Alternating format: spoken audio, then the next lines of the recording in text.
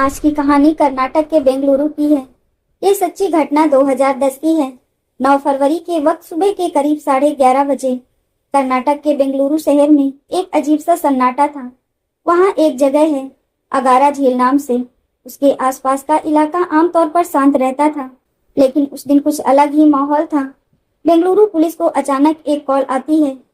Collar घबराया हुआ था और उसकी आवाज में डर साफ झलक रहा था। उसने पुलिस को बताया कि झील के पास एक आदमी की खून से सनी लाश पड़ी है। ये सुनकर पुलिस के होश उड़ गए। सायरन बजाती गाड़ियां तुरंत मौके की तरफ दौड़ी।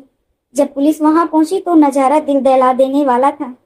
झील के किनारे खून से लथपथ एक आदमी की लाश पड़ी थी।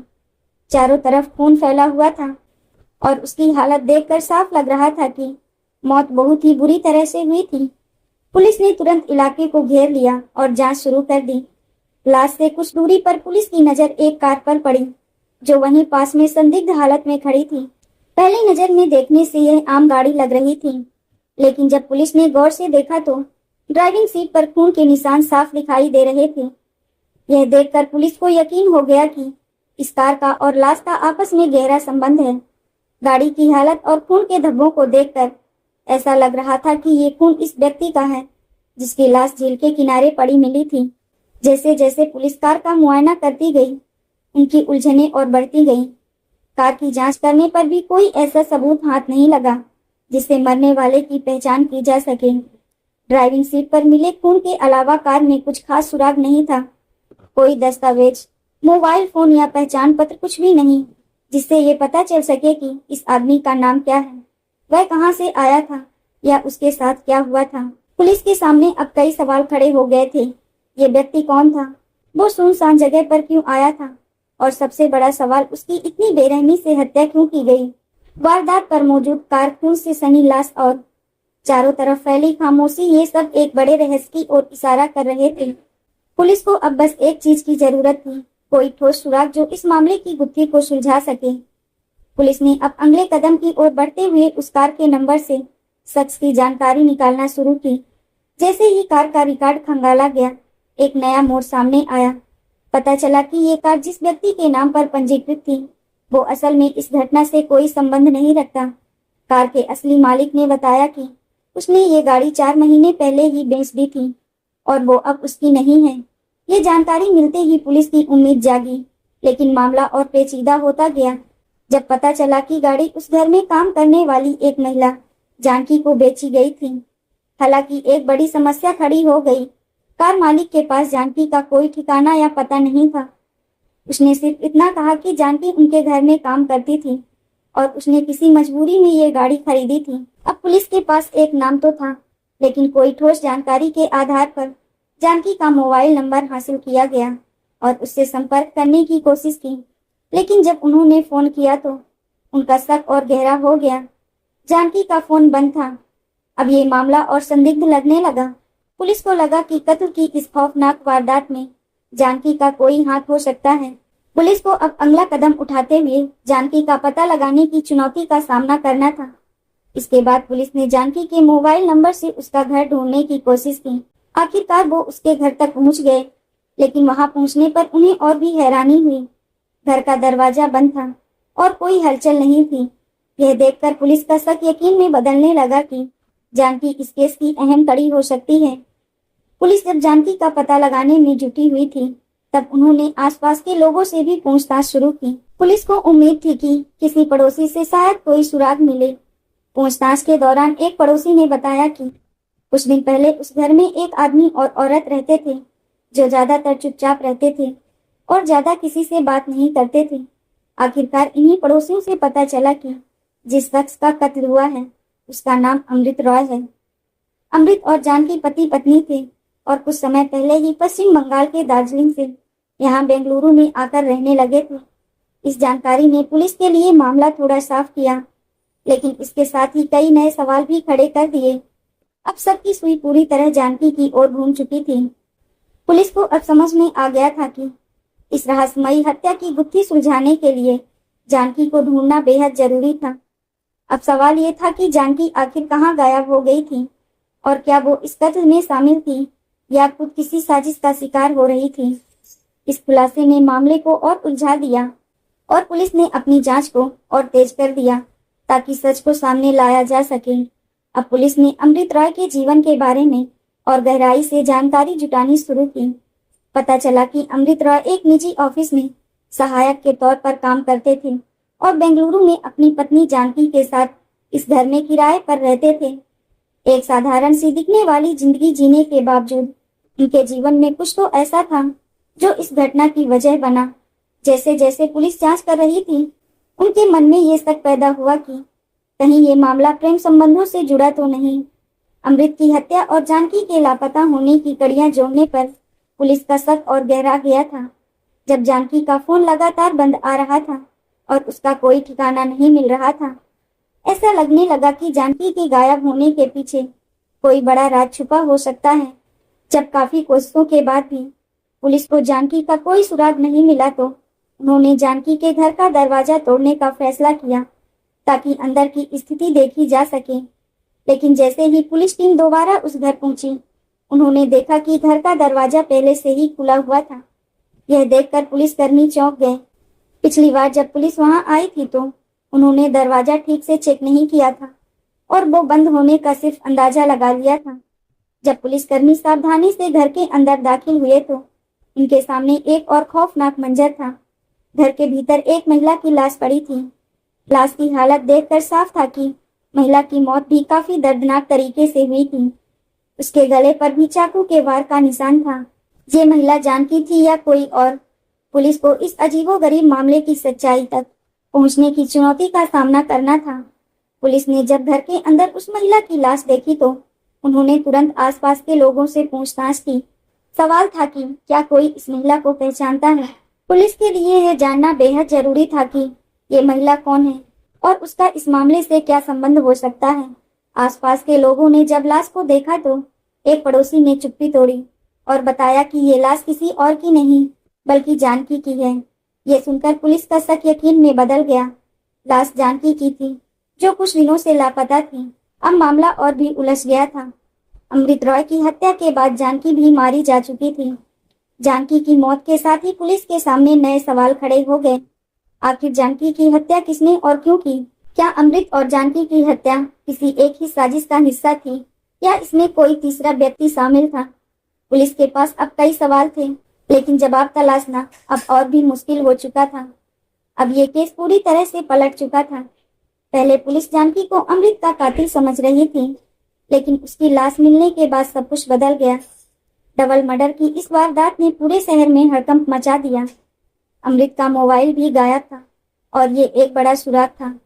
अमृत के फोन को सर्विलांस पर लगा दिया और उसकी कॉल डिटेल्स को खंगालना शुरू किया।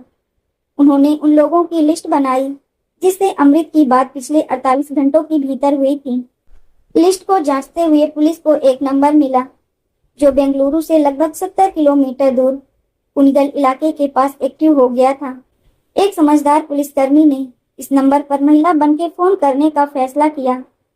महिला बनकर फोन किया और उसने उससे मिलने के बहाने उस शख्स को बुलाने की कोशिश की जिसने इस नंबर का इस्तेमाल किया था। पुलिस की चाल कामयाब हुई। जब वो व्यक्ति पुलिस के जाल में फंस गया तो उसने बताया कि ये सिम कार्ड अगारा इलाके के पास मिला था। ये जानकारी पुलिस के लिए और भी चौंकाने वाली थी। क्या सिम कार्ड अमृत या जानकी की हत्या से जुड़ा था? क्या ये संकेत था कि मामला और भी जटिल है? पुलिस को अब इस शख्स के बयान की गहराई से जांच करनी थी ताकि सच्चाई के करीब पहुंच सके। पुलिस ने उस शख्स से पूछताछ की जिसने सिम कार्ड पाया था, लेकिन यह साफ हो गया था कि उसका अमृत और जानकी के कत्ल के मामले से कोई लेना देना नहीं था। उसने बस लावारिस समझकर सिम को उठा लिया था। एक बार फिर पुलिस के लिए यह केस एक पेंच पर अटक गया और उनकी जांच में कोई ठोस प्रगति नहीं हो रही थी। इस बीच जब पुलिस लाशों की शिनाख्त के लिए दार्जिलिंग से बेंगलुरु आए जानकी के भाई संतोष से मिली तो उसने एक बड़ा सुराग दिया। संतोष ने बताया कि उनके बहनोई अमृत हमेशा सोने की चेन और अंगूठी पहनते थे जो अब गायब थे। ये जानकारी पुलिस के लिए बेहद महत्वपूर्ण थी क्योंकि यह एक नया मोड़ ला सकती थी। पुलिस ने संतोष से अमृत के दोस्तों के बारे में पूछा तो एक करीबी दोस्त का नाम सामने आया, प्रदीप छतरी। संतोष ने बताया कि जानकी रक्षाबंधन पर प्रदीप को राखी भी बांधती थी। प्रदीप की पहचान ने पुलिस के लिए नए रास्ते खोले और अब उन्हें प्रदीप के बारे में और जानकारी हासिल करनी थी। क्या प्रदीप का इस हत्या में कोई हाथ था? क्या वह जानकी और अमृत के निजी जीवन में किसी तरह से शामिल था? पुलिस को अब इस दिशा में जांच को आगे बढ़ाना था। संतोष ने पुलिस को यह भी बताया कि अमृत राय अनाथ थे और दार्जिलिंग में जानकी के परिवार के साथ काम करते थे। जानकी के परिवार ने अमृत को पसंद किया और उनकी शादी जानकी से करवा दी। साल 2007 में यह जोड़ा बेंगलुरु आ गया, जहां प्रदीप छत्री नाम का शख्स अमृत का दोस्त बना। प्रदीप एक हेयर ड्रेसर था और उसकी दोस्ती अमृत के लिए नए रिश्तों का दरवाजा खोलने वाली साबित हुई। लेकिन पुलिस को प्रदीप पर शक तब हुआ जब उन्होंने देखा कि वह जानकी और अमृत के अंतिम संस्कार में भी शामिल नहीं हुआ। यह बात पुलिस को संदिग्ध लगी और पुलिस ने ठान लिया कि उन्हें प्रदीप से पूछताछ करनी है। जब पुलिस उसके घर पहुंची तो वहां पता चला कि प्रदीप अब दूसरी जगह पर रह रहा है। पुलिस ने तुरंत उसके दूसरे पते पर एक टीम भेजी, लेकिन वहां जाकर खुलासा हुआ कि प्रदीप शहर छोड़कर जा चुका है। इस नए मोड़ ने पुलिस की मुश्किलें बढ़ा दी। प्रदीप का अचानक गायब होना कई सवाल खड़े कर रहा था। क्या उसने जानकी और अमृत के कत्ल में कोई भूमिका निभाई थी या यह महज संयोग था? पुलिस को प्रदीप का पता लगाना बेहद जरूरी था ताकि वे इस मामले की गुत्थी को सुलझा सकें। अब पुलिस ने प्रदीप के 3 खास दोस्तों को उठाकर पूछताछ करने का फैसला किया। जब पुलिस ने इन तीनों से बातचीत शुरू की तो उनकी हथेलियों पर मामूली कट जैसे घाव नजर आए। यह देखकर पुलिस का शक और भी गहरा गया। जब उनसे इन घावों के बारे में पूछा गया तो हर एक ने अलग अलग कहानी सुनाई। एक ने कहा कि वो बाइक से गिर गया था, दूसरे ने सीढ़ियों से गिरने का बहाना बनाया और तीसरे ने कुछ और ही कहानी सुनाई। पुलिस ने झूठी कहानियों को सुनकर सख्ती से पूछताछ शुरू की। दबाव बढ़ने पर तीनों आखिरकार टूट गए और सच बता दिया। उन्होंने बताया कि प्रदीप छत्री के साथ मिलकर उन्होंने ही अमृत और जानकी की हत्या की है। अब कत्ल के 3 आरोपी पुलिस की गिरफ्त में थे, लेकिन मुख्य आरोपी प्रदीप छत्री अभी भी फरार था। इस बीच 26 फरवरी 2010 को एक अहम मोड़ आया। प्रदीप पुलिस के हाथ लग गया। दरअसल प्रदीप बेंगलुरु से चेन्नई भाग गया था और वहां से असम जाने की योजना बना रहा था। लेकिन कुछ ऐसा हुआ कि उसे मजबूरी में बेंगलुरु लौटना पड़ा। लौटते ही अमृत का एक दोस्त उसे पहचान गया और उसने पुलिस को सूचना दे दी। इस पर पुलिस ने जाल बिछाकर उसे दबोच लिया। उसकी गिरफ्तारी से पुलिस को उम्मीद बढ़ी कि अब इस जघन्य अपराध की पूरी सच्चाई सामने आएगी। प्रदीप से पूछताछ के जरिए पुलिस ने जानकी और अमृत के कत्ल की गुत्थी को सुलझाने की उम्मीद की। क्या प्रदीप सच बोलने को तैयार होगा या वह अपने दोस्तों को बचाने के लिए कुछ और योजना बनाएगा? जब पुलिस ने प्रदीप से पूछताछ की तो उसकी कहानी बेहद हैरान कर देने वाली थी। उसने बताया कि कत्ल के बाद जब वह चेन्नई पहुंचा तो वहां उसे जानकी के सपने आने लगे। हर रात जानकी उसके सपनों में आती थी और उससे पूछती थी, तुमने मुझे क्यों मारा? प्रदीप आत्माओं में विश्वास करता था और जानकी के सपनों ने उसे बेहद डराया। 26 फरवरी को जब वह असम जाने के लिए ट्रेन में बैठा तो जानकी के सपनों का डर उसे इतना परेशान करने लगा कि वह रास्ते में ही ट्रेन से कूद गया। यह सुनकर पुलिस दंग रह गई।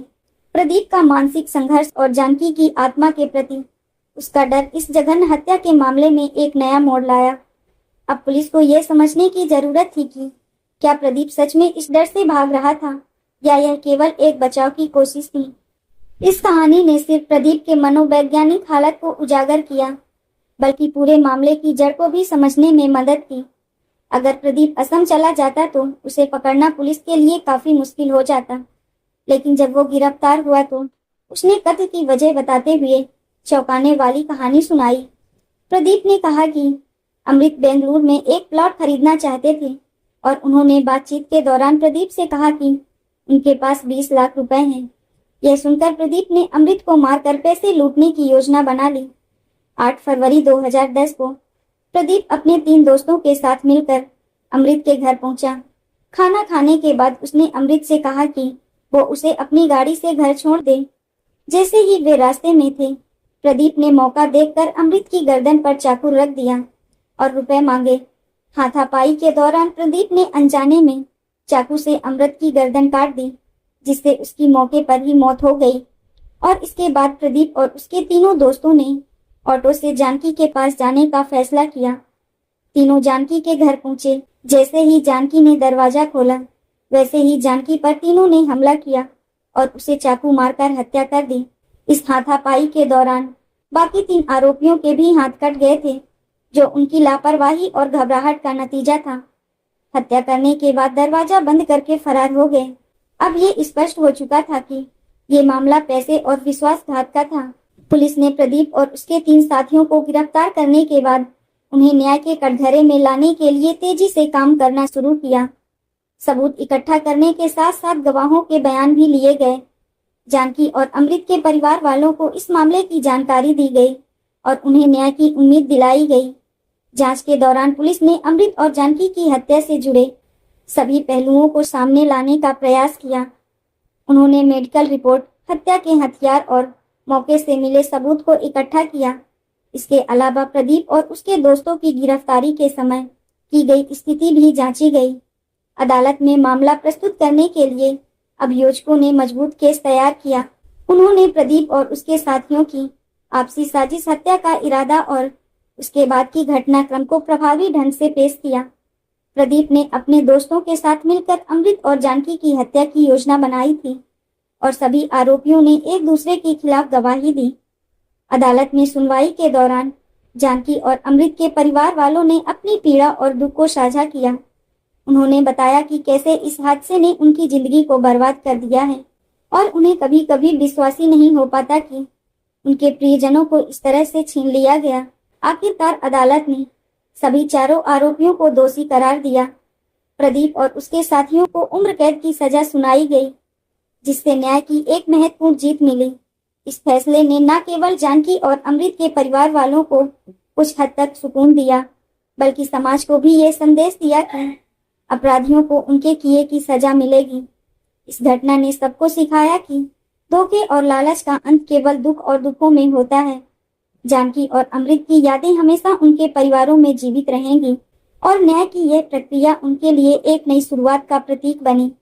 इस कहानी में अपराध को शायद कुछ कदमों से रोका जा सकता था, लेकिन इसके लिए कुछ महत्वपूर्ण बातें समय पर होनी चाहिए थी, जैसे कि अमृत रॉय को अपने पैसे और संपत्ति की जानकारी किसी करीबी दोस्त के अलावा दूसरों से साझा नहीं करनी चाहिए थी।